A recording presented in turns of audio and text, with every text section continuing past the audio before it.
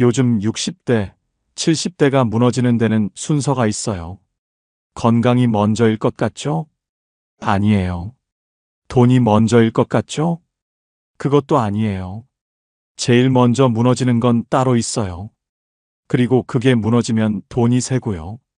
돈이 새면 건강까지 무너져요. 세 개가 따로 망가지는 게 아니에요. 한 줄로 연결돼 있어요. 그런데 이 순서를 모르면요. 아무리 준비해도 무너져요. 돈 모아도 소용없고요. 건강 챙겨도 버티기 어려워요. 순서가 틀리면 그래요. 오늘은 이 순서대로 무너진 분들 만나볼 거예요. 그리고 이 순서를 알고 버틴 분들도요. 박영순 씨는 올해 68세예요. 평생 성실하게 살았죠.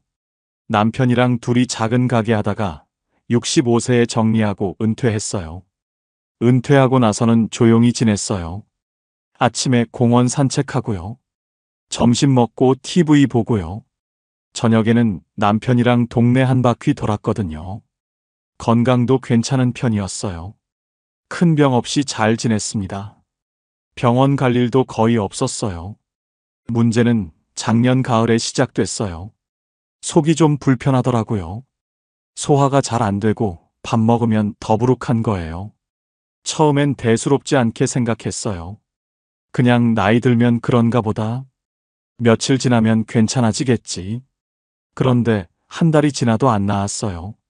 두 달이 지나니까 더 심해졌거든요. 점점 밥맛이 없어졌어요. 체중도 조금씩 빠지더라고요. 얼굴도 좀 헬쑥해졌습니다. 남편이 먼저 눈치챘어요. 당신 요즘 왜 그래? 병원 가봐. 영순 씨는 괜찮다고 했어요. 근데 남편이 계속 말하니까요. 그래, 한번 가봐야지. 그렇게 마음 먹었어요. 그런데요. 병원 가는 게 쉽지 않았습니다. 예전에는 그냥 갔잖아요. 접수하고 기다리면 됐거든요. 이름 부르면 들어가면 됐어요. 근데 요즘은 달라요. 앱으로 예약하래요. 영순 씨는 스마트폰 있어요. 근데 카톡이랑 전화만 하거든요. 앱 설치는 해본 적이 없었습니다. 자녀한테 물어볼까 했어요. 근데 애들 다 바쁘잖아요. 이런 거 물어보기도 미안하더래요. 그래서 병원에 전화했어요. 직접 예약하려고요. 예약 앱으로 해주세요. 전화 예약은 한 달 뒤에나 가능해요. 한 달이에요. 속 불편한데 한 달을 기다리래요. 영순 씨는 그냥 기다렸어요. 앱 어떻게 하는지 모르니까요. 다른 방법을 몰랐거든요. 한 달 동안 속은 계속 안 좋았어요. 밥은 점점 더 못 먹었고요. 그냥 참았습니다. 한 달 뒤에 드디어 병원 갔죠. 검사 받았어요. 근데 의사 선생님 표정이 안 좋더라고요. 어머니, 왜 이제 오셨어요? 좀 더 일찍 오셨으면 좋았을 텐데. 위에 종양이 있었거든요. 아직 초기였는데 한 달 사이에 좀 커진 거예요. 수술해야 했어요. 항암도 해야 했고요. 만약 한 달 전에 왔으면 내시경으로 간단히 끝날 수 있었습니다. 입원도 이틀이면 됐거든요. 근데 늦어지는 바람에 큰 수술 받았죠. 입원 2주하고 항암 3개월 받았어요. 비용 얘기할게요. 처음 예상은 200만 원 정도였거든요. 근데 결국 600만 원 넘게 들었어요. 영순 씨가 잘못한 걸까요? 아니에요. 그냥 앱을 몰랐을 뿐이에요. 전화 예약이 한 달 뒤라서 기다린 것 뿐이거든요. 근데 그 한 달이요. 수술 크기를 바꿨고요. 치료비를 3배로 만들었습니다.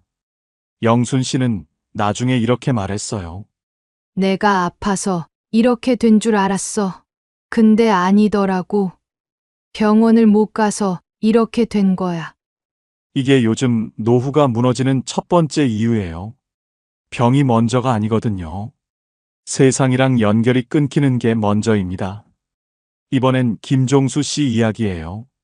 올해 71세, 혼자 사는 남성분입니다. 종수 씨는 40년 넘게 공장에서 일했어요. 기계 다루는 일이었거든요. 63세에 퇴직하고 지금은 연금으로 살고 있어요. 국민연금 98만 원 나와요. 많지 않죠. 근데 혼자 살다 보니 어떻게든 버텼습니다. 월세 35만 원 내고요.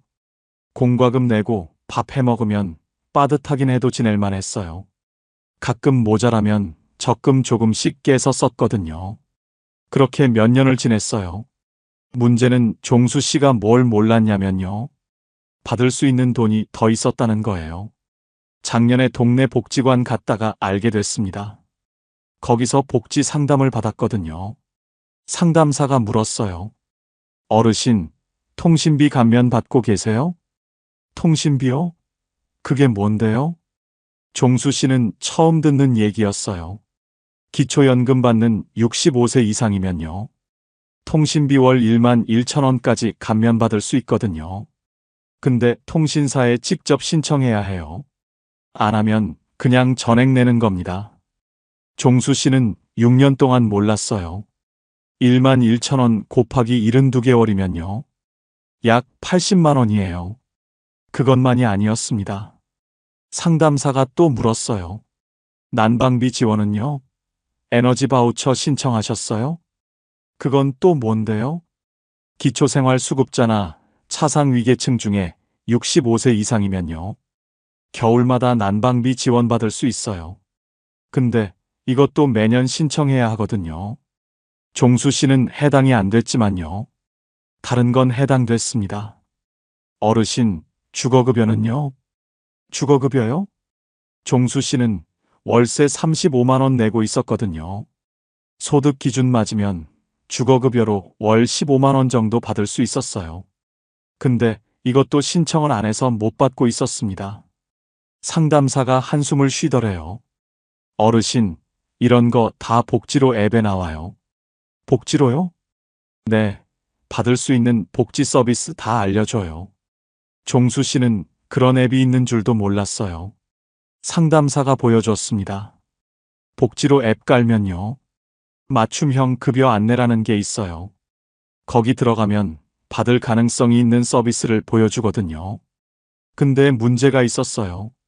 일단 앱을 깔아야 해요. 그 다음 공동인증서로 로그인해야 하고요. 거기서 본인 정보 입력하고 확인해야 합니다. 종수 씨는 스마트폰 있어요. 근데 앱 설치 자체를 못 하거든요. 공동인증서는 들어본 적도 없었고요.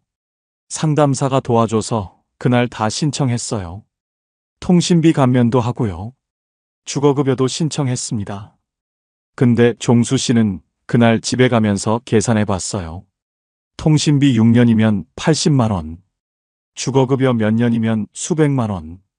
다 합치면 받을 수 있었던 돈이 꽤 됐거든요. 그 돈 대신 종수 씨가 뭘 했냐면요. 적금을 깼어요. 생활비 모자랄 때마다 조금씩 뺐었거든요. 퇴직할 때 적금 3천만 원 들어놔 썼어요. 근데 6년 사이에 절반 넘게 없어졌습니다. 받을 수 있는 돈을 못 받아서요. 가지고 있던 돈을 쓴 거예요. 종수 씨가 게을러서 그런 걸까요? 아니에요. 정보가 없었던 것도 아니에요. 복지로 앱에 다 있었거든요. 근데 그 앱에 접근을 못한 거예요. 종수 씨는 나중에 이렇게 말했습니다. 돈이 없어서 힘든 줄 알았어. 근데 아니더라고. 받을 수 있는 돈을 못 받아서 힘들었던 거야. 영순 씨는 병원 못 가서 치료비가 3배 됐죠. 종수 씨는 복지 앱 못 써서 적금이 절반 났어요. 둘 다 똑같아요. 연결이 먼저 끊겼고요. 그 다음에 돈이 무너졌습니다. 이번엔 이정희 씨 이야기예요. 올해 74세, 남편이랑 둘이 사는 분입니다. 정희 씨 부부는 평생 자영업 했어요. 작은 식당 운영하다가 70세에 정리했거든요. 그때 모아둔 돈이 1억 2천만 원 정도 됐습니다. 국민연금은 둘이 합쳐서 130만 원 정도 나왔어요. 거기에 기초연금 60만 원 더하면 월 190만 원이었거든요. 넉넉하진 않아도 둘이 살기엔 괜찮았어요. 아파트 월세 45만 원 내고요. 공과금에 생활비 하면 빠듯하게 맞았습니다. 저축해둔 1억 2천은 비상금으로 놔뒀어요. 큰일 나면 쓰자. 부부가 그렇게 약속했거든요. 그렇게 4년을 잘 지냈어요. 그러다 작년 봄이었습니다. 남편이 갑자기 쓰러졌어요. 뇌경색이었거든요. 119 불러서 응급실 갔고요. 다행히 목숨은 건졌어요. 근데 문제는 그 다음이었습니다. 남편은 왼쪽 몸을 못 쓰게 됐어요. 혼자 일어나지도 못하고요. 화장실도 못 가거든요.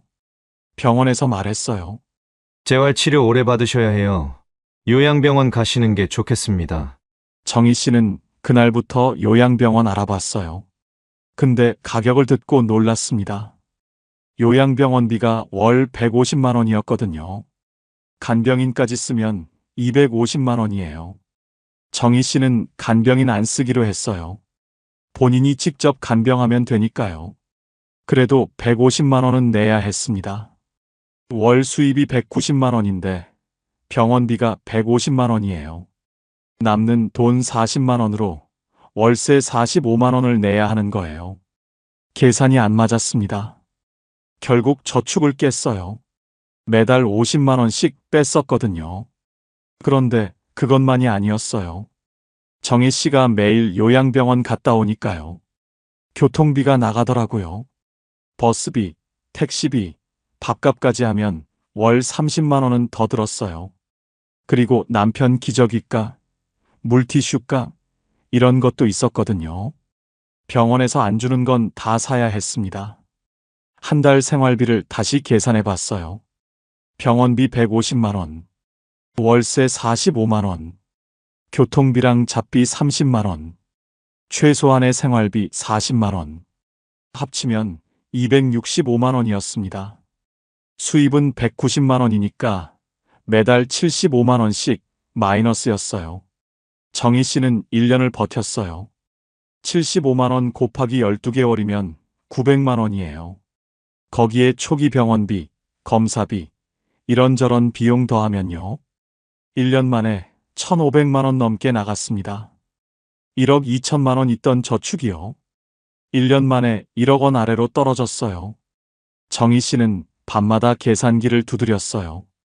이 속도면 몇 년 버틸 수 있을까? 5년? 6년? 남편이 언제 나을지도 모르고요.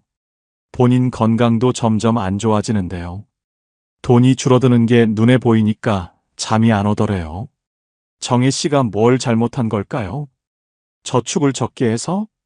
아니에요. 1억 2천이면 적은 돈 아니거든요. 문제는 돈이 한꺼번에 나간 거예요.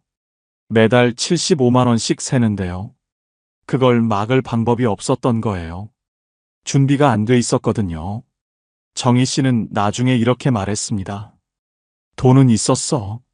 근데 나가는 속도를 몰랐어. 이렇게 빨리 없어질 줄은 정말 몰랐어. 영순 씨는 연결 끊겨서 치료비가 커졌죠. 종수 씨는 연결 끊겨서 받을 돈을 못 받았고요. 정희 씨는 거기서 한 발 더 나갔어요. 돈이 한꺼번에 새기 시작하니까요. 아무리 모아놔도 버틸 수가 없었습니다. 이번엔 박상호 씨 이야기예요. 올해 69세, 아내랑 둘이 사는 분입니다. 상호 씨는 앞에 분들이랑 좀 달랐어요. 준비를 잘해둔 편이었거든요. 스마트폰도 잘 썼어요. 복지로 앱도 깔아놨고요. 병원 예약도 앱으로 했습니다. 연결이 끊기지 않았던 거예요. 돈도 괜찮았어요.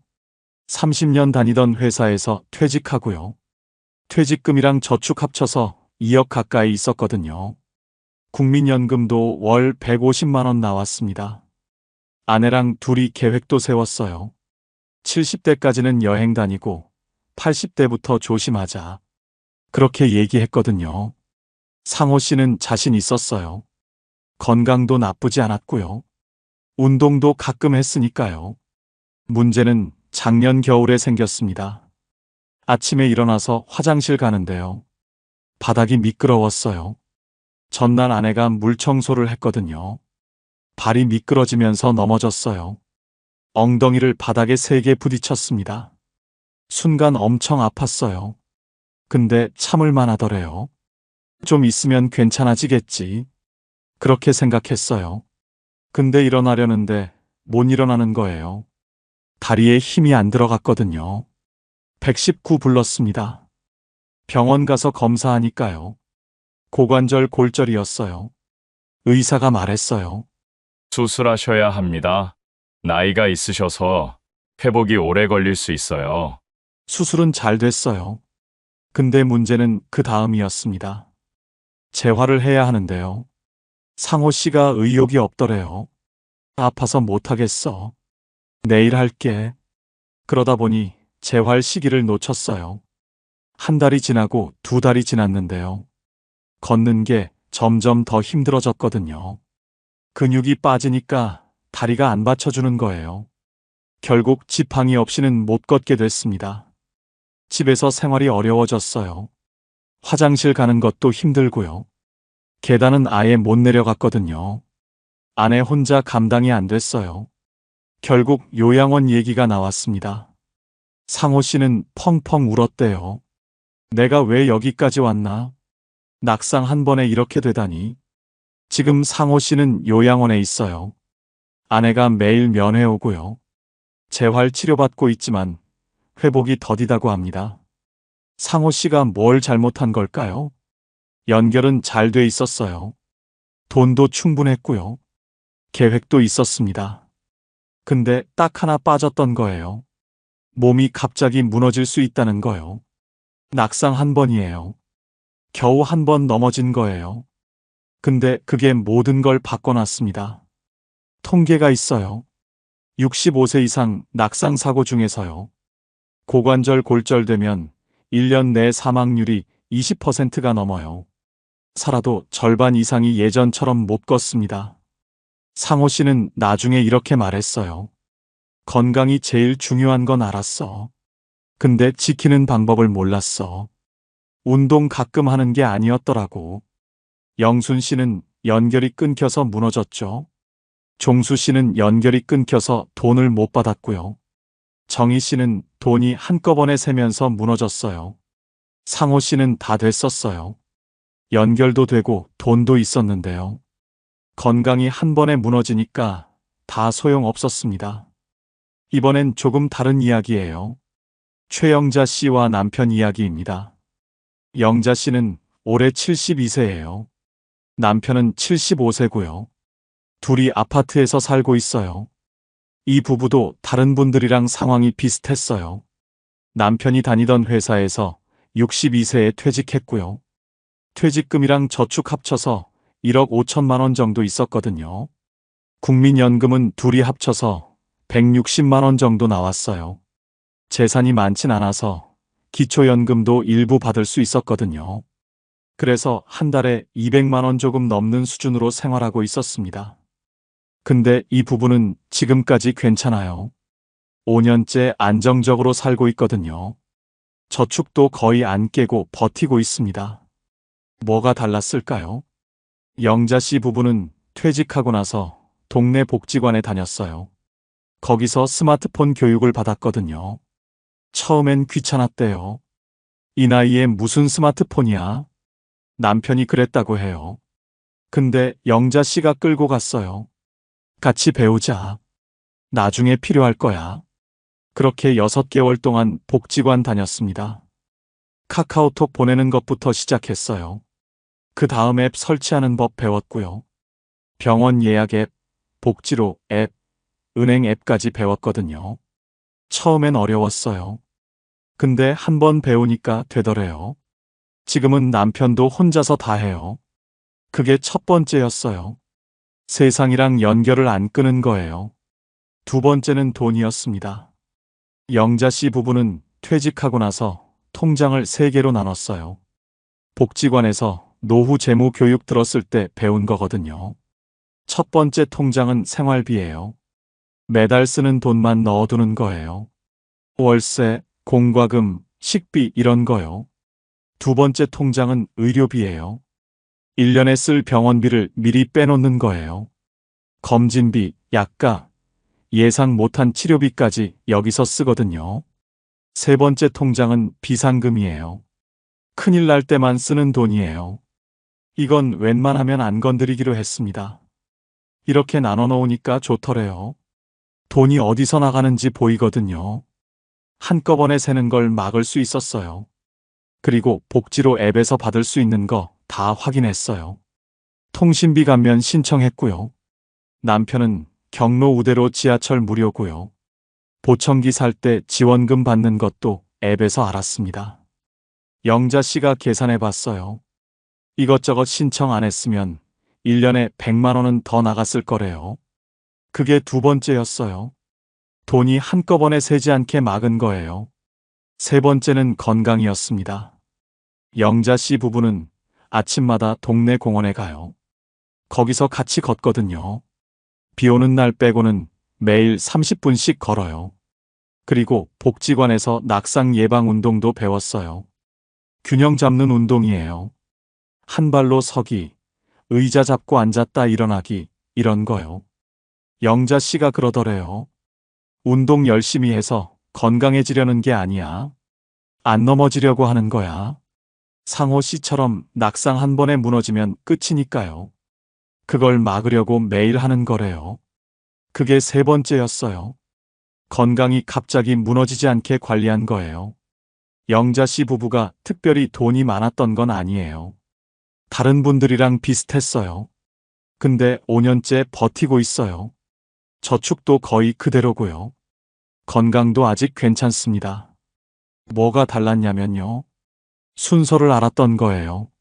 첫 번째, 세상이랑 연결을 안 끊었어요. 두 번째, 돈이 한꺼번에 새지 않게 막았어요.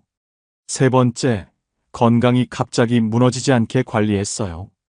영자 씨는 이렇게 말했어요. 특별한 거 없어. 그냥 순서대로 한 거야. 연결부터 챙기고, 돈 관리하고, 건강은 꾸준히. 이 순서가 맞더라고. 앞에서 만난 분들은 이 순서를 몰랐어요. 아니, 순서가 있는지도 몰랐죠. 영자 씨 부부는 알았어요. 그래서 버틸 수 있었습니다. 지금까지 5분 이야기를 들으셨어요. 영순 씨는 68세였죠. 앱을 몰라서 병원 예약을 못했어요. 한 달 늦어진 게 치료비를 3배로 만들었습니다. 종수 씨는 71세였어요. 복지로 앱을 몰라서 받을 수 있는 돈을 못 받았거든요. 6년 동안 놓친 돈이 수백만 원이었습니다. 정희 씨는 74세였죠. 남편이 갑자기 쓰러지면서 돈이 한꺼번에 새기 시작했어요. 1년 만에 저축 1,500만 원이 나갔습니다. 상호 씨는 69세였어요. 연결도 잘 되고 돈도 있었는데요. 낙상 한 번에 요양원까지 가게 됐거든요. 그리고 영자 씨 부부가 있었죠. 비슷한 상황이었는데 5년째 버티고 있어요. 저축도 거의 안 깨고요. 이 5사례를 보면요. 공통점이 보여요. 무너진 분들은 다 순서가 있었어요. 그냥 한꺼번에 무너진 게 아니었거든요. 영순 씨를 보세요. 먼저 세상이랑 연결이 끊겼어요. 앱을 못 쓰니까 병원을 못 갔죠. 그 다음에 치료비가 커졌어요. 돈이 새기 시작한 거예요. 종수 씨도 마찬가지였습니다. 복지 앱에 연결이 안 되니까요. 받을 수 있는 돈을 몰랐어요. 그래서 적금을 깨게 됐거든요. 정희 씨는 남편이 쓰러지면서요. 돈이 한꺼번에 새기 시작했어요. 막을 준비가 안 돼 있었거든요. 상호 씨는 연결도 되고 돈도 있었어요. 근데 건강이 갑자기 무너지니까요. 다 소용 없어졌습니다. 반대로 영자 씨 부부는요. 연결부터 챙겼어요. 스마트폰 배우고 앱 깔았거든요. 그 다음 돈 관리했어요. 통장 3개로 나눠서 세는 걸 막았고요. 마지막으로 건강 관리했어요. 낙상 안 하려고 매일 운동했습니다. 여기서 중요한 게 있어요. 순서예요. 그냥 3가지 다 중요한 게 아니라요. 순서가 있다는 거예요. 첫 번째 연결이에요. 세상이랑 끊기지 않는 거요. 이게 제일 먼저예요. 왜냐하면 연결이 끊기면요. 병원도 못 가고 복지도 못 받거든요. 정보에서 멀어지는 거예요. 두 번째 돈이에요. 근데 돈을 많이 모으라는 게 아니에요. 한꺼번에 세지 않게 막으라는 거예요. 아무리 모아놔도요. 한 번에 나가면 버틸 수 없거든요. 정희 씨처럼요. 세 번째, 건강이에요. 건강이 제일 중요하다고 하잖아요. 맞아요. 제일 중요해요. 근데요. 준비 순서로는 세 번째입니다. 왜냐하면 건강은 갑자기 무너지거든요. 그리고 한 번 무너지면 돌이키기 어려워요. 그래서 마지막까지 지켜야 하는 거예요. 상호 씨 기억하시죠? 연결 잘 되고 돈 있었는데요. 낙상 한 번에 다 무너졌어요. 건강이 제일 중요하지만요. 가장 마지막까지 남겨야 하는 거예요. 그래야 오래 가거든요. 정리할게요. 요즘 노후는 이 순서로 무너져요. 첫 번째, 연결이 끊겨요. 두 번째, 돈이 새기 시작해요. 세 번째, 건강이 무너져요. 그래서 준비도 이 순서로 해야 해요. 첫 번째, 세상이랑 끊기지 않는 준비. 두 번째, 돈이 한꺼번에 새지 않게 하는 준비. 세 번째, 건강이 마지막까지 버티게 하는 준비. 이 순서 기억하세요. 연결, 돈, 건강. 이 순서예요. 그럼 이제 구체적으로 뭘 해야 하는지 얘기해 볼게요. 먼저 첫 번째예요. 세상이랑 끊기지 않는 준비요. 제일 중요한 건 스마트폰이에요. 요즘은 스마트폰 못 쓰면 진짜 힘들거든요. 병원 예약도 앱으로 해야 하고요. 복지 신청도 앱으로 하고요. 은행 업무도 앱으로 하는 세상이에요. 영순 씨 기억나시죠? 앱 못 써서 병원 한 달 늦게 갔어요. 그게 치료비를 3배로 만들었거든요. 스마트폰 어렵다고 안 배우면요. 세상이랑 점점 멀어져요. 그게 제일 먼저 무너지는 거예요. 그럼 어떻게 해야 할까요? 동네 복지관 가보세요. 대부분 스마트폰 교육 무료로 해줘요. 주민센터에서도 하는 데 있거든요. 혼자 배우려면 어려워요. 근데 누가 옆에서 알려주면 돼요. 영자 씨 부부도 복지관에서 배웠잖아요. 한 번에 다 배우려고 하지 마세요. 처음엔 이것만 하면 돼요. 카카오톡 보내기, 병원 예약 앱 쓰기, 복지로 앱 설치하기. 이 3개만 되면 일단 연결은 된 거예요. 나머지는 천천히 배우면 됩니다. 그리고 복지로 앱 꼭 깔아두세요. 거기 들어가면 받을 가능성이 있는 서비스가 나와요. 종수 씨가 6년 동안 몰랐던 게 다 거기 있었거든요. 복지로 앱 쓰기 어려우면요. 주민센터 가서 물어보세요. 제가 받을 수 있는 복지 뭐 있어요? 이렇게 물어보면 다 알려줍니다. 중요한 건요. 물어봐야 알려준다는 거예요. 가만히 있으면 아무도 안 알려줘요. 그게 첫 번째 준비예요. 세상이랑 끊기지 않는 거요. 이제 두 번째예요. 돈이 한꺼번에 새지 않게 하는 준비요. 정혜 씨 기억나시죠? 저축 1억 2천만 원 있었어요. 근데 남편 쓰러지고 1년 만에 1,500만 원 나갔거든요. 문제는 돈이 없었던 게 아니에요. 나가는 속도를 몰랐던 거예요. 준비가 안 돼 있었던 거고요. 그럼 어떻게 해야 할까요? 영자 씨 부부처럼 통장을 나누세요. 3개로 나누는 거예요. 첫 번째 통장은 생활비예요. 매달 쓰는 돈만 넣어두는 거예요. 월세, 공과금, 식비, 통신비, 이런 고정 지출이요. 두 번째 통장은 의료비예요. 이게 중요해요. 병원비는 따로 빼놔야 해요. 1년에 얼마나 쓸지 대략 계산해 보세요. 정기검진, 약가, 갑자기 아플 때 비용까지요. 그 돈을 미리 빼놓는 거예요. 세 번째 통장은 비상금이에요. 이건 진짜 큰일 날 때만 쓰는 거예요. 웬만하면 안 건드리는 돈이요. 이렇게 나눠 놓으면요. 돈이 어디서 나가는지 보여요. 한꺼번에 새는 걸 막을 수 있거든요. 그리고 하나 더요. 간병비 대비를 해두세요. 정희 씨가 제일 힘들었던 게 간병비였거든요. 요양병원비 월 150만 원의 간병비까지 하면 250만 원이었어요. 이게 몇 년 가면 저축 다 없어져요. 그래서 미리 알아둬야 해요. 노인장기 요양보험이라는 게 있어요. 등급받으면 요양비 지원받을 수 있거든요. 주민센터나 국민건강보험공단에서 상담받을 수 있어요. 정리하면요. 첫 번째, 연결 준비. 스마트폰 배우고 복지로 앱 깔고요. 모르면 주민센터 가서 물어보세요. 두 번째, 돈 준비. 통장 3개로 나누고요. 의료비는 따로 빼놓으세요. 간병비 대비도 미리 알아두고요. 이 2개가 먼저예요. 이게 돼야 세 번째를 할 수 있거든요. 이제 세 번째예요. 건강이 마지막까지 버티게 하는 준비요. 상호 씨 기억나시죠? 연결도 잘 되고 돈도 있었어요. 근데 낙상 한 번에 요양원까지 갔거든요. 건강은 제일 중요해요. 근데 제일 갑자기 무너지기도 해요. 그래서 준비 방법이 다릅니다. 건강 준비는요. 운동 열심히 해서 건강해지는 게 아니에요. 안 무너지게 막는 거예요. 제일 중요한 게 낙상이에요. 안 넘어지는 거요. 통계를 보면요. 65세 이상 노인 사망 원인 중에 낙상이 꽤 높아요. 고관절 골절되면 1년 내 사망률이 20%가 넘거든요.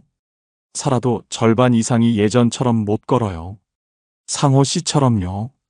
그래서 안 넘어지는 게 제일 중요합니다. 어떻게 해야 할까요? 2가지예요. 근력이랑 균형이요. 근력이 있어야 다리가 버텨요. 균형이 있어야 안 넘어지고요. 거창한 운동 안 해도 돼요. 매일 조금씩 하면 됩니다. 영자 씨 부부가 뭘 했냐면요. 아침마다 30분 걸었어요. 그리고 복지관에서 배운 낙상 예방 운동 했거든요. 낙상 예방 운동은 간단해요. 한 발로 10초 서기, 의자 잡고 앉았다 일어나기, 발 뒤꿈치 들었다 내리기, 이런 거예요. 집에서 할 수 있어요. 하루에 10분이면 됩니다. 중요한 건 매일 하는 거예요. 한 번에 많이 하는 게 아니라 매일 조금씩이요. 그리고 집 안점검도 하세요. 상호 씨가 어디서 넘어졌냐면요. 화장실이었어요. 바닥이 미끄러웠거든요. 화장실에 미끄럼 방지 매트 깔아두세요. 손잡이도 달아두면 좋고요. 문턱 높은 데는 조심하세요. 낙상 사고 대부분이 집 안에서 일어나요. 밖이 아니라 집이에요. 그래서 집 안점검이 중요합니다. 그게 세 번째 준비예요. 건강이 갑자기 무너지지 않게 막는 거요. 이제 마지막이에요. 이게 제일 중요할 수도 있어요. 가족이랑 미리 정해두는 거요.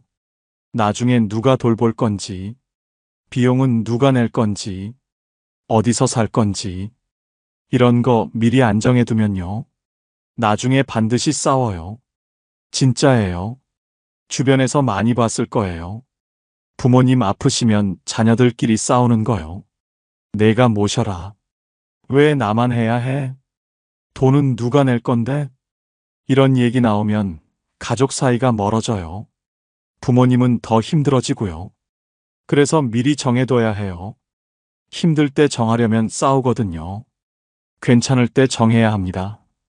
뭘 정해야 하냐면요. 첫째, 돌봄이에요. 나중에 거동이 불편해지면 누가 돌볼 건지, 자녀가 할 건지, 요양보호사 쓸 건지, 요양원 갈 건지. 둘째, 비용이에요. 돌봄 비용은 누가 낼 건지, 본인 저축으로 할 건지, 자녀가 나눌 건지. 셋째, 장소예요. 어디서 살 건지, 집에서 계속 살 건지, 자녀 집으로 갈 건지, 시설로 갈 건지. 이 3가지를 가족이랑 얘기해 보세요. 명절에 모였을 때 한번 꺼내보는 거예요. 무겁게 말고요. 우리 나중 얘기 한번 해보자. 이 정도로 시작하면 됩니다. 그리고 가능하면 문서로 남겨두세요. 말로만 하면 나중에 그때 그렇게 말 안 했어 이러거든요. 간단하게라도 적어두면 좋아요. 정리할게요. 세 번째, 건강 준비. 매일 조금씩 운동하고요. 낙상 안 하게 집 안점검하세요. 그리고 가족이랑 미리 정해두세요. 돌봄, 비용, 장소. 이 세 가지요. 힘들 때 정하면 싸워요. 괜찮을 때 정해야 합니다. 이게 마지막 준비예요. 다시 한번 정리하면요. 첫 번째, 세상이랑 끊기지 않는 준비. 두 번째, 돈이 한꺼번에 새지 않게 하는 준비. 세 번째, 건강이 마지막까지 버티게 하는 준비. 그리고 가족이랑 미리 정해두기. 이 순서 기억하세요. 연결, 돈, 건강. 그리고 가족.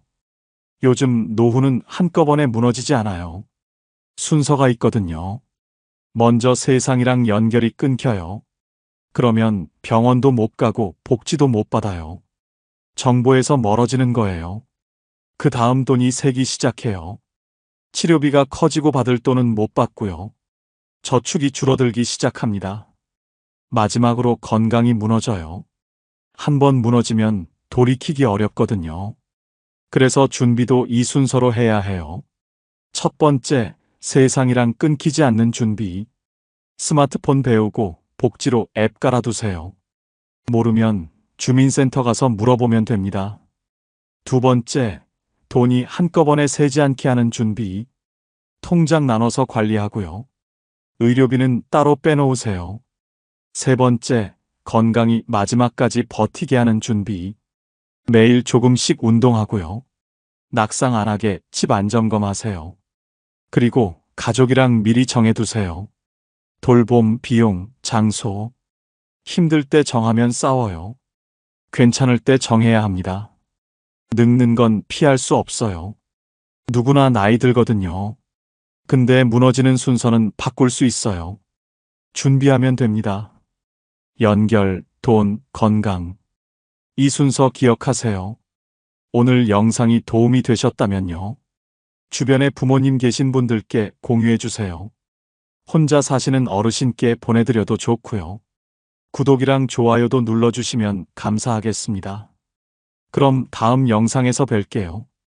퇴직할 때 저는 솔직히 자신 있었어요. 노후 자금 3억, 서울 외곽에 아파트 한 채, 국민연금도 매달 들어오고, 주변에서도 그랬어요.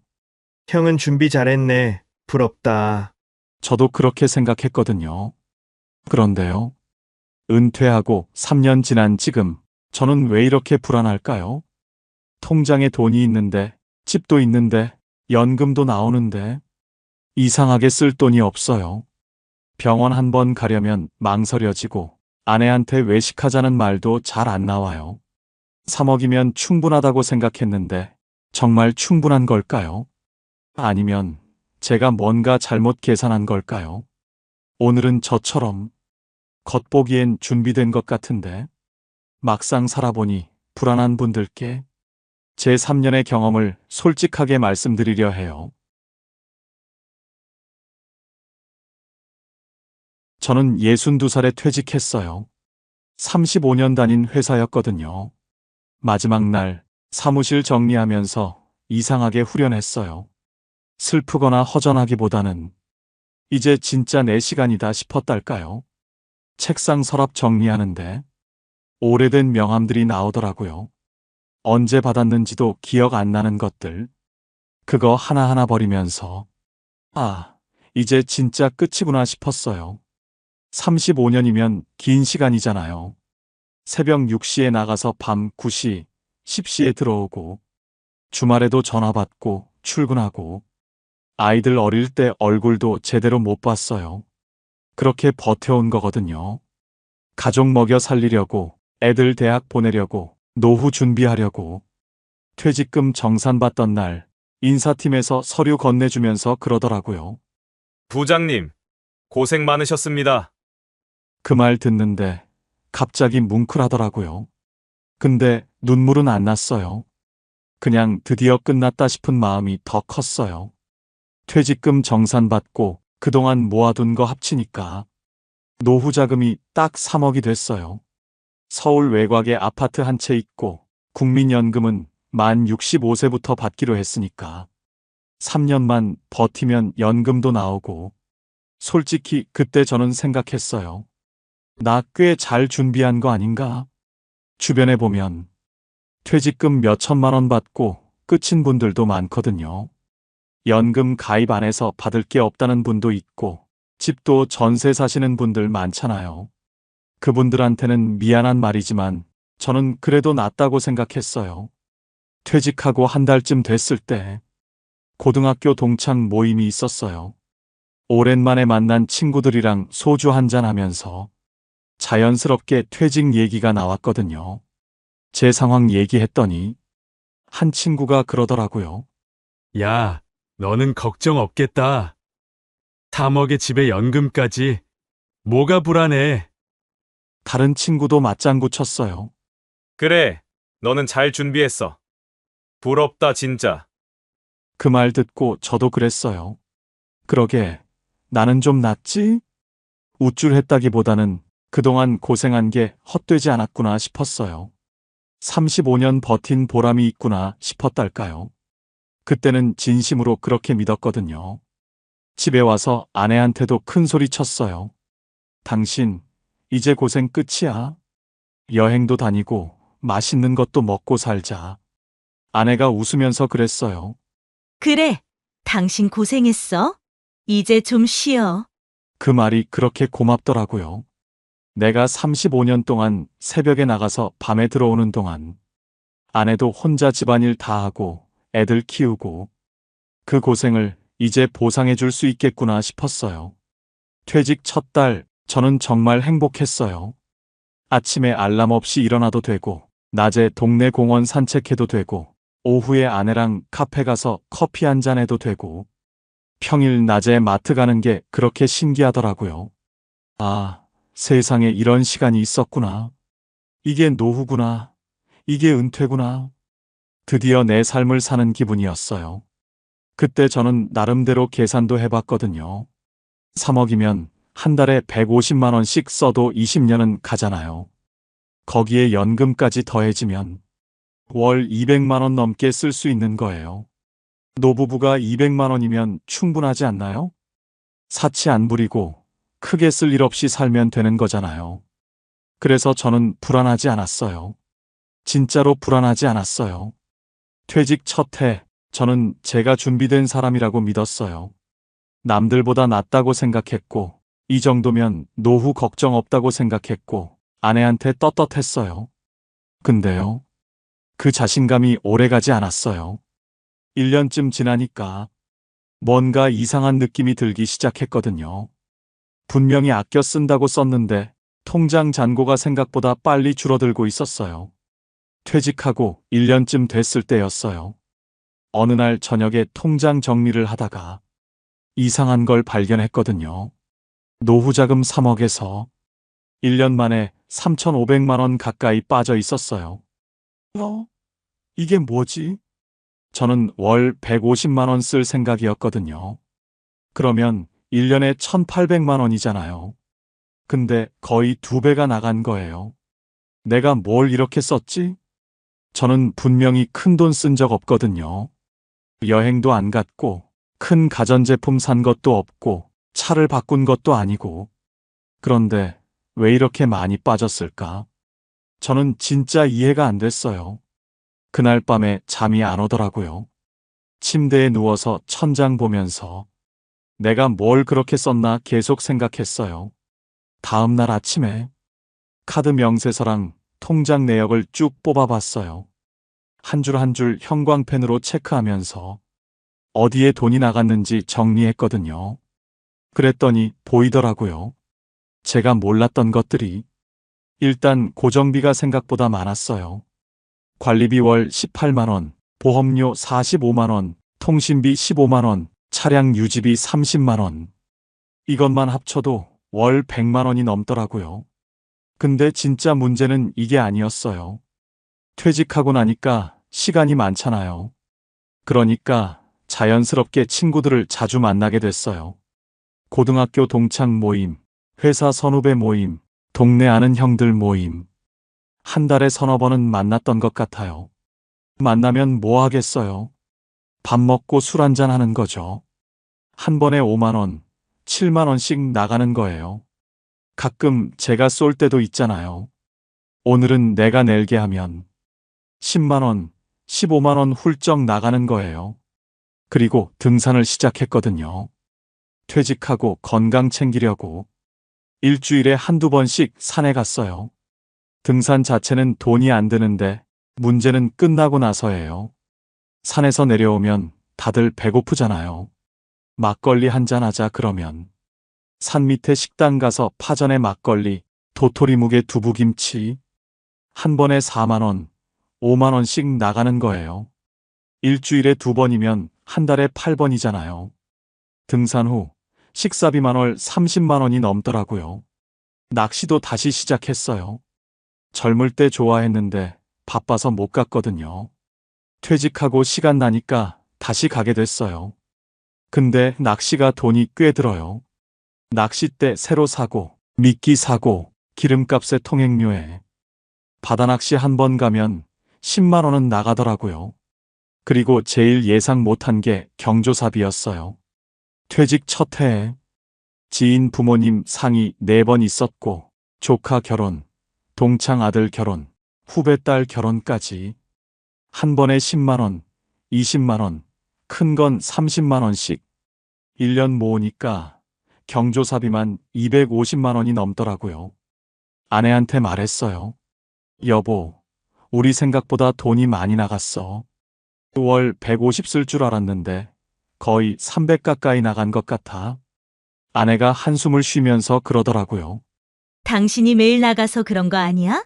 친구 만나고, 등산 가고, 낚시 가고, 그게 다 돈이잖아. 그 말 듣고 할 말이 없더라고요. 저는 그냥 친구 만나고 건강 챙긴다고 생각했거든요. 별로 쓴 것 같지 않았어요. 큰 돈 쓴 적이 없으니까. 근데 5만 원, 7만 원, 10만 원. 이게 쌓이니까 한 달에 100만 원이 넘게 나가고 있었던 거예요. 그때 알았어요. 퇴직하면 지출이 줄어드는 게 아니더라고요. 저는 당연히 줄어들 거라고 생각했거든요. 출퇴근 안 하니까 돈 덜 쓸 거고, 회사 생활 안 하니까 경비 줄 거고. 근데 현실은 달랐어요. 시간이 많아지니까 쓸 기회도 많아지는 거예요. 회사 다닐 때는 바빠서 친구를 못 만났거든요. 근데 이제 시간이 나니까 만나게 되고, 만나면 돈이 나가는 거예요.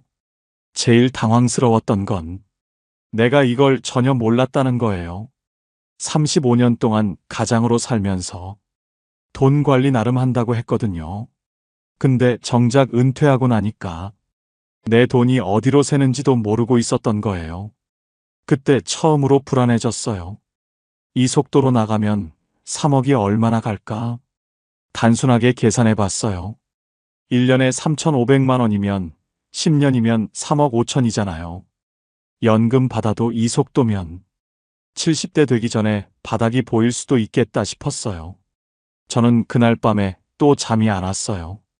아내는 옆에서 자고 있는데 저 혼자 천장 보면서 생각했어요. 내가 뭔가 잘못 계산한 건가? 그때부터였어요. 통장 잔고 확인하는 게 무서워지기 시작한 게. 그렇게 1년이 지나고 드디어 만 63세가 됐어요. 국민연금 받는 날이 온 거예요. 1년 동안 3,500만 원 가까이 빠지는 걸 보면서 정말 불안했거든요. 매달 통장 잔고 확인하는 게 무서웠어요. 근데 이제 연금이 나오니까 그 속도가 줄어들 거라고 생각했어요. 이제 좀 숨통이 트이겠지 싶었어요. 첫 연금이 들어오던 날 아침부터 은행 앱을 켜놓고 기다렸어요. 점심때쯤 한번 확인하고 오후에 또 확인하고 오후 3시쯤 입금 알림이 왔어요. 두근두근 하면서 확인했거든요. 132만 원. 저는 잠깐 멍했어요. 이게 다야? 35년 동안 한 번도 안 빼먹고 냈거든요. 월급에서 꼬박꼬박 빠져나갔어요. 그러니까 150만 원은 넘을 줄 알았어요. 아내한테 말했어요. 연금 나왔어. 132만 원. 아내가 그러더라고요. 생각보다 적네. 기초연금은 안 나와? 저도 그게 궁금해서 주민센터에 알아봤거든요. 근데 안 되더라고요. 기초연금은 소득인 정액 기준이 있어요. 우리처럼 집도 있고 노후자금도 있고 국민연금도 많이 받으면 대상이 안 돼요. 직원분이 설명해 주시는데 솔직히 좀 억울하더라고요. 내가 35년 동안 꼬박꼬박 냈는데 왜 나는 기초연금을 못 받지? 국민연금 안 낸 사람은 기초연금 받고 열심히 낸 사람은 못 받는 거예요. 이게 맞는 건가 싶었어요. 근데 제도가 그렇게 돼 있으니까 어쩔 수가 없었어요. 집에 와서 그날 밤에 계산을 다시 해봤어요. 연습장 꺼내서 숫자 하나하나 적어봤거든요. 우리 부부가 한 달에 쓰는 돈, 아무리 줄여도 250만 원은 나가거든요. 관리비, 보험료, 통신비, 차량 유지비, 고정비만 100만 원이 넘어요. 거기에 생활비, 용돈, 경조사비까지 하면 250만 원도 빠듯해요. 연금이 132만 원이면 매달 120만 원이 부족한 거예요. 1년이면 1,440만 원. 결국 노후자금에서 계속 빠지는 거잖아요. 저는 연금 받으면 노후자금 안 건드려도 될 줄 알았어요. 아니, 최소한 덜 건드릴 줄 알았어요. 근데 현실은 달랐어요. 연금 받아도 매달 100만 원 넘게 부족한 거예요. 그때 알았어요. 연금은 여유가 아니라 기본이더라고요. 연금만으로는 생활이 안 돼요. 연금은 그냥 바닥을 깔아주는 거예요. 그 위에 노후자금을 얹어야 겨우 굴러가는 거예요. 며칠 뒤에 친구들 만나서 이 얘기를 했어요. 야, 연금 받아도 생각보다 부족하더라. 한 친구가 그러더라고요. 나는 연금이 80만 원밖에 안 나와. 너는 132만 원이면 많이 받는 거야. 그 말 듣고 더 복잡해졌어요. 나보다 적게 받는 사람들은 어떻게 사는 걸까? 근데 그 친구는 기초연금이 나온대요. 국민연금이 적으니까 합치면 나랑 비슷하대요. 아이러니하더라고요. 국민연금 많이 받으면 기초연금 못 받고 국민연금 적게 받으면 기초연금이 나오고 뭐가 맞는 건지 모르겠더라고요. 집에 오는 길에 생각했어요. 노후는 결국 적응이구나. 들어오는 돈에 맞춰서 나가는 돈을 줄이는 거예요. 근데 저는 그게 안 됐어요. 고정비는 줄일 수가 없잖아요. 매달 똑같이 나가는 거예요. 아내가 어느 날 밤에 그러더라고요. 당신, 우리 이러다가 진짜 힘들어지는 거 아니야? 저는 대답을 못했어요. 아내 눈을 못 마주치겠더라고요. 나도 그게 걱정이었거든요. 연금이 들어오는데도 왜 이렇게 불안한 걸까? 그건 연금이 충분하지 않기 때문이었어요. 연금은 도움이 되지만 해결책은 아니었어요. 연금 받기 시작하고 몇 달 지났을 때였어요. 어느 날 아침에 일어나는데 허리가 너무 아픈 거예요. 젊을 때부터 허리가 안 좋긴 했거든요. 사무실에서 오래 앉아 있으니까 디스크가 좀 있다고 했었어요. 근데 이번엔 좀 심했어요. 걷기도 힘들고 앉아 있기도 힘들고 밤에 잠을 못 잘 정도였어요. 아내가 그러더라고요. 당신 이러다 큰일 나. 병원 가자. 저는 솔직히 병원 가기 싫었어요. 돈이 걱정됐거든요. 근데 너무 아프니까 어쩔 수 없이 갔어요. 동네 정형외과 갔더니 MRI를 찍어보자고 하더라고요. 정확히 봐야 치료 방향을 잡을 수 있다고. MRI 비용이 얼마냐고 물어봤어요. 30만 원이래요. 건강보험 적용 안 되는 거였어요. 비급여라서 전액 본인 부담이래요. 저는 좀 망설였어요. 꼭 찍어야 해요? 의사 선생님이 그러더라고요. 안 찍어도 되는데 그러면 정확한 진단이 어려워요. 나중에 더 심해질 수도 있고요. 결국 찍었어요. 30만 원 내고 MRI 찍었어요. 결과가 나왔는데 디스크가 좀 심하게 튀어나왔대요. 당장 수술할 정도는 아닌데 물리치료 받으면서 관리해야 한대요. 물리치료가 1회에 10,000원 정도 하더라고요. 일주일에 3번, 한 달이면 12번. 한 달에 12만 원이에요. 거기에 약값도 있어요. 진통제, 근육이완제. 한 달에 3만 원 정도. MRI 30만 원, 물리치료 12만 원, 약값 3만 원. 한 달 만에 45만 원이 나간 거예요. 저는 그때 처음으로 무서웠어요. 이게 계속되면 어쩌지? 허리만 그런 게 아니거든요. 무릎도 안 좋아요. 계단 오르내릴 때마다 삐걱거려요. 눈도 침침해졌어요. 신문 읽을 때 돋보기 써야 해요. 백내장 초기래요. 이도 안 좋아요. 어금니 하나가 흔들려서 임플란트 해야 할 수도 있대요. 임플란트 하나에 150만 원이에요. 60대 넘으니까 몸 여기저기서 고장이 나더라고요. 젊을 때는 몰랐어요. 병원비가 이렇게 무서운 줄. 건강보험 있으니까 괜찮을 줄 알았거든요. 근데 비급여 항목이 생각보다 많아요. MRI, CT, 초음파. 이런 검사들 비급여 많아요. 치과는 더해요. 임플란트, 틀니, 스케일링. 거의 다 비급여예요. 아내한테 말했어요. 여보, 병원비가 생각보다 많이 나가네. 앞으로 이런 일이 계속 생기면 어쩌지? 아내가 한숨을 쉬더라고요. 나도 요즘 무릎이 안 좋아. 병원 가봐야 하는데 돈 생각하면 못 가겠어. 그 말 듣고 마음이 아프더라고요. 아내가 아픈데 병원을 못 가. 돈 때문에. 이게 노후구나 싶었어요. 젊을 때는 아프면 그냥 병원 갔거든요. 월급이 있으니까. 다음 달에 또 들어오니까. 근데 지금은 달라요. 나가는 돈은 있는데 들어오는 돈은 정해져 있어요. 병원비 나가면 그만큼 생활비가 줄어드는 거예요. 그때부터 저는 병원 가는 게 무서워졌어요. 아픈 게 무서운 게 아니라 병원비가 무서운 거예요. 이번 달에 또 무슨 검사하자고 하면 어쩌지?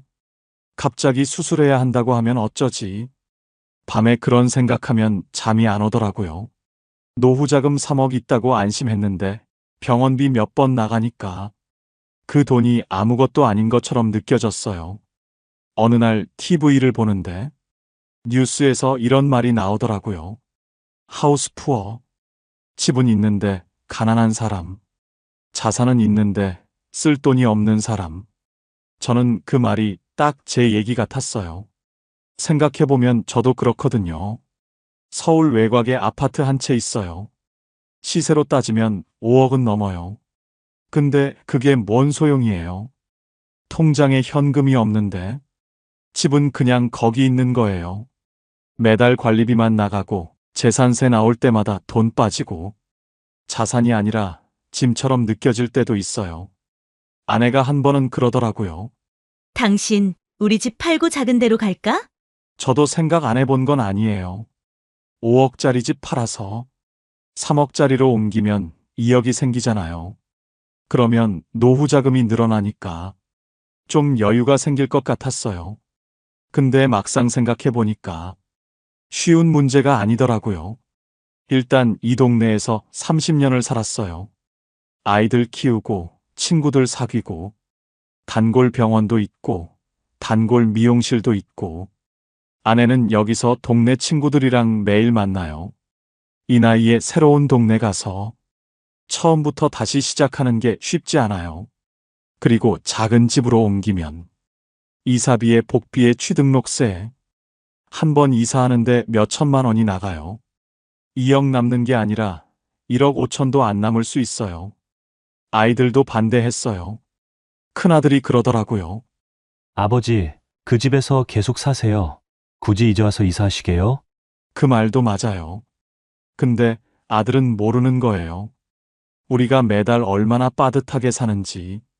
집 팔기는 싫고 그렇다고 현금은 없고 이러지도 저러지도 못하는 상황이었어요. 주변에서 영목이지 얘기를 하더라고요. 주택연금이라고. 집을 담보로 맡기면 매달 연금처럼 돈이 나온대요. 알아보니까 5억짜리 집이면 한 달에 100만 원 정도 나온다고 하더라고요. 솔직히 솔깃했어요. 지금 132만 원에 100만 원 더하면 230만 원이잖아요.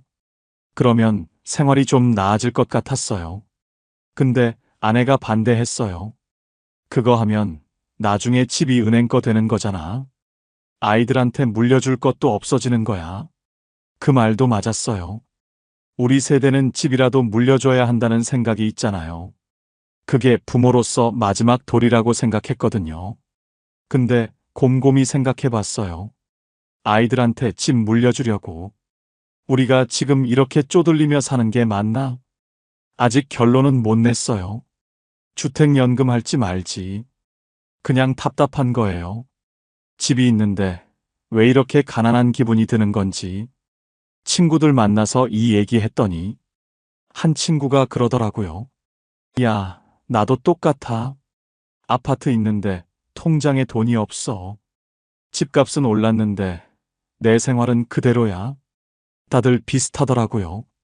집은 있는데 현금이 없는 사람들. 젊을 때는 집 사는 게 목표였거든요. 내 집 마련하면 다 된 줄 알았어요. 근데 막상 은퇴하고 나니까 집이 있어도 별 소용이 없더라고요. 매달 나가는 돈은 현금이에요. 관리비도 현금, 병원비도 현금, 생활비도 현금. 집으로는 이런 거 못 내요. 그때 알았어요. 노후에는 자산보다 현금 흐름이 중요하다는 걸. 집값이 5억이든 10억이든 매달 쓸 돈이 없으면 가난한 거예요. 은퇴하고 2년이 지났을 때였어요. 어느 날 밤에 잠이 안 와서 통장 정리를 해봤거든요. 퇴직할 때 3억이었는데 지금 얼마나 남았나 궁금했어요. 예금 통장, 적금 통장, CMA 통장 다 합쳐서 계산해 봤더니 2억 3천만 원 정도 남아 있더라고요. 2년 만에 7천만 원이 빠진 거예요. 첫 해에 3,500만 원, 둘째 해에도 비슷하게 나갔으니까 맞는 계산이긴 했어요. 근데 숫자로 보니까 무섭더라고요. 이 속도면 3억이 얼마나 가지? 연습장 꺼내서 계산해 봤어요. 연금 받기 전에는 1년에 3,500만 원씩 나갔고 연금 받고 나서는 1년에 1,500만 원 정도 나가요. 지금 2억 3천 남았으니까 이 속도면 15년 정도 버틸 수 있어요. 저 지금 63살이니까 78살이면 바닥이 보이는 거예요. 근데 요즘 사람들 85살, 90살까지 살잖아요. 78살에 돈 떨어지면 그 다음은 어떡해요? 아내한테 말하기가 무서웠어요. 혼자 끙끙 앓았어요. 근데 아내가 먼저 눈치를 챘더라고요. 당신 요즘 왜 그래? 무슨 걱정 있어? 저는 결국 말했어요. 여보, 우리 돈이 생각보다 빨리 줄고 있어. 이대로 가면 78살쯤에 바닥이야. 아내가 한참 아무 말도 안 하더라고요. 그러다가 조용히 그러더라고요. 알고 있었어. 나도 느끼고 있었어. 그 말 듣고 이상하게 마음이 좀 편해졌어요. 나만 불안한 게 아니었구나. 저는 그날 밤에 천장 보면서 생각했어요. 내가 뭔가 잘못하고 있구나. 3억이면 충분하다고 생각했는데 계산해 보니까 전혀 충분하지 않았어요. 문제는 두 가지였어요. 첫째, 나가는 돈이 너무 많았어요. 둘째, 들어오는 돈이 너무 적었어요. 단순한 건데 저는 그걸 몰랐어요. 아니, 알면서도 외면했던 것 같아요. 다음 날 아침에 아내한테 말했어요. 여보, 우리 이대로 가면 안 될 것 같아. 뭔가 바꿔야 해. 아내가 그러더라고요. 뭘 어떻게 바꿔? 저는 솔직하게 말했어요. 일단 나가는 돈을 줄여야 할 것 같아. 그리고 나도 뭔가 일을 해야 할 것 같아. 아내가 놀란 표정을 지었어요. 다시 또 일을 한다고? 저도 알아요. 63살에 무슨 일을 하겠냐고. 근데 가만히 있으면 안 되겠더라고요. 매달 통장에서 돈이 빠지는 걸 보고만 있을 수가 없었어요. 그날부터 저는 두 가지를 시작했어요. 하나는 지출 점검. 우리가 매달 뭐에 돈을 쓰는지 하나하나 다 적어보기로 했어요. 다른 하나는 일자리 알아보기. 63살 남자가 할 수 있는 일이 뭐가 있나? 인터넷도 찾아보고 주민센터도 가보고 솔직히 막막했어요. 35년 동안 회사만 다니다가 이 나이에 처음부터 다시 시작하는 기분이었어요. 근데 이상하게 마음은 좀 편해졌어요. 뭔가 하고 있다는 느낌이 들어서. 그전까지는 그냥 불안하기만 했거든요. 돈이 빠지는 걸 보면서도 어쩔 수 없다고 생각했어요. 근데 이제는 달랐어요. 바꿀 수 있는 건 바꿔보자. 그렇게 마음 먹으니까 조금 달라졌어요.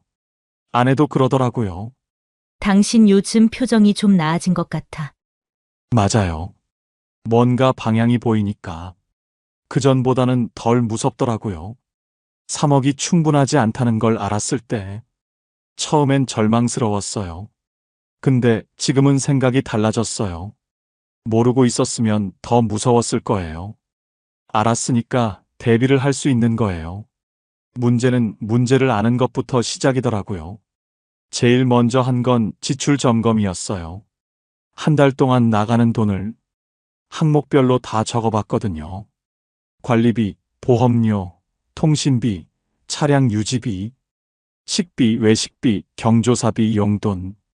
적어놓고 보니까 보이더라고요. 이건 줄일 수 있겠다 싶은 것들이. 제일 먼저 손본 게 보험이었어요. 실비보험, 암보험, 종신보험. 한 달에 45만 원 나가고 있었거든요. 보험 설계사 만나서 상담받았어요. 이 나이에 꼭 필요한 게 뭐예요? 설계사가 그러더라고요. 실비보험은 꼭 유지하시고 종신보험은 해약하셔도 될 것 같아요. 종신보험 해약하니까 한 달에 20만 원이 줄었어요. 그 다음에 통신비, 저랑 아내 핸드폰 요금제가 둘 다 비싼 거였어요. 알뜰폰으로 바꿨어요. 둘이 합쳐서 월 3만 원이면 되더라고요. 한 달에 12만 원이 줄었어요. 차도 고민했어요. 유지비가 월 30만 원 가까이 나가거든요. 근데 차는 못 팔겠더라고요. 병원 갈 때, 마트 갈 때, 경조사 갈 때. 이 나이에 대중교통만으로는 힘들어요. 대신 기름값을 줄이려고 불필요한 외출을 줄였어요. 외식도 줄였어요. 친구들 만나면 꼭 식당 가서 먹었는데 이제는 집에서 만나기도 해요. 아내가 김치찌개 끓여주면 친구들이랑 소주 한잔 하는 거예요. 식당 가는 것보다 오히려 더 좋더라고요. 등산 모임도 조절했어요. 일주일에 2번 가던 걸 한 번으로 줄였어요. 막걸리 값도 아끼고 기름값도 아끼고 이것저것 줄이니까 한 달에 50만 원 정도가 줄더라고요.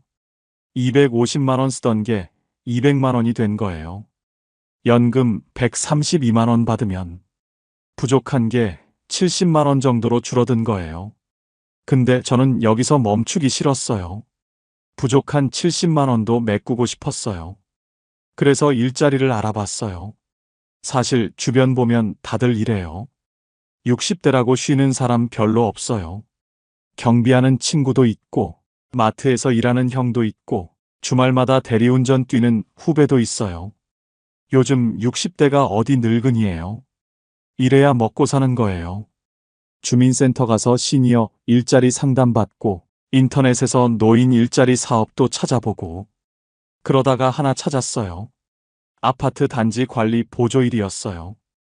오전 9시부터 오후 4시까지 택배 정리하고 단지 순찰하고 민원 접수하고 월급은 110만 원이었어요.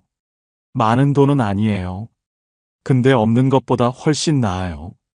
연금 132만 원에 월급 110만 원. 합치면 242만 원이에요. 지출을 200만 원으로 줄였으니까 이제 매달 40만 원씩 남는 거예요. 노후 자금에서 빠지던 돈이 이제는 오히려 조금씩 쌓이는 거예요. 아내도 가만히 안 있더라고요. 동네 식당에서 점심시간만 일해요. 하루 4시간, 월 50만 원 정도 받아요. 우리 둘이 합치면 연금에 월급까지 해서 300만 원 가까이 돼요. 생활비 200만 원 쓰고도 100만 원 가까이 남는 거예요. 예전에 퇴직하고 놀 때보다 지금이 훨씬 여유로워요. 물론 몸은 힘들어요. 하루 종일 서 있다 보면 다리가 아프고 퇴근하면 피곤해요. 근데 통장 잔고 줄어드는 거 보면서 불안해하던 때보다 이게 나아요. 가만히 앉아서 걱정만 하는 것보다 몸 움직이면서 버는 게 마음이 편해요. 친구들 만나면 다들 비슷해요. 나도 요즘 이래, 나도 뭐 하나 알아보고 있어. 60대는 은퇴가 아니더라고요. 그냥 다른 일을 시작하는 거예요. 요즘 저는 아침 7시에 일어나요. 씻고 밥 먹고 출근 준비하고 9시에 출근해서 4시에 퇴근하면 집에 와서 좀 쉬어요.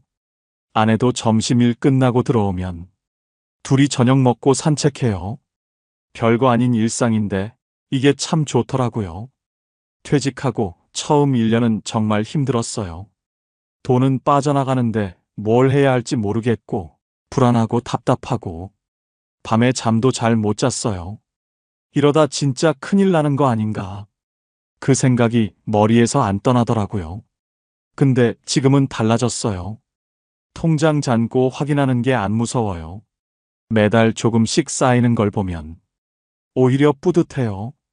완벽하진 않아요. 여전히 빠듯하고 큰 돈 쓸 일 생기면 걱정되고. 근데 예측이 되니까 괜찮아요. 이번 달에 얼마 들어오고 얼마 나가는지 아니까 불안하지 않은 거예요. 예전에는 몰랐거든요.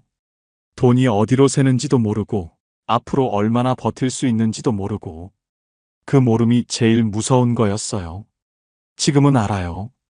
우리 부부가 한 달에 얼마 쓰는지, 연금이랑 월급 합쳐서 얼마 들어오는지, 노후 자금이 얼마나 남았는지 다 알고 나니까 덜 무섭더라고요. 친구들이 가끔 물어봐요. 야, 너 요즘 어떻게 사냐? 저는 솔직하게 말해요. 일하면서 산다. 힘든데 괜찮아. 어떤 친구는 그러더라고요. 에이, 퇴직했는데 왜 또 이래? 좀 쉬어야지. 그 말도 이해해요. 35년 일했으니까 쉬고 싶은 마음. 근데 저는 이게 더 맞더라고요. 일하면서 돈 벌고 아내랑 같이 저녁 먹고 주말에 친구들 만나고 거창한 거 없어요. 그냥 이렇게 사는 거예요. 아내가 얼마 전에 그러더라고요. 당신 요즘 표정이 많이 밝아졌어. 제가 물었어요. 퇴직하고 나서 내가 많이 힘들어 보였어? 아내가 웃으면서 그러더라고요. 응, 맨날 한숨 쉬고 밤에 뒤척이고 나도 걱정 많이 했어. 미안하더라고요. 아내도 불안했을 텐데 저 때문에 더 걱정했을 거잖아요. 그래서 말했어요. 이제 괜찮아. 우리 이대로 잘 살 수 있어. 3억이면 충분할 줄 알았는데 충분하지 않았어요. 근데 그게 끝은 아니었어요. 줄일 건 줄이고 벌 건 벌고 그렇게 맞춰가는 거더라고요.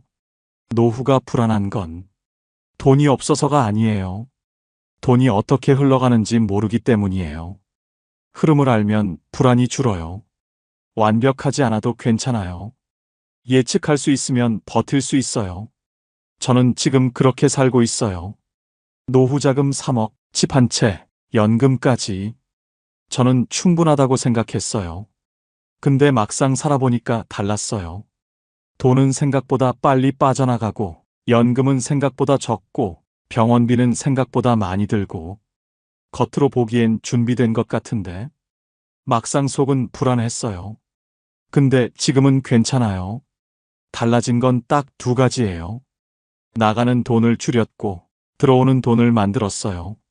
거창한 거 아니에요.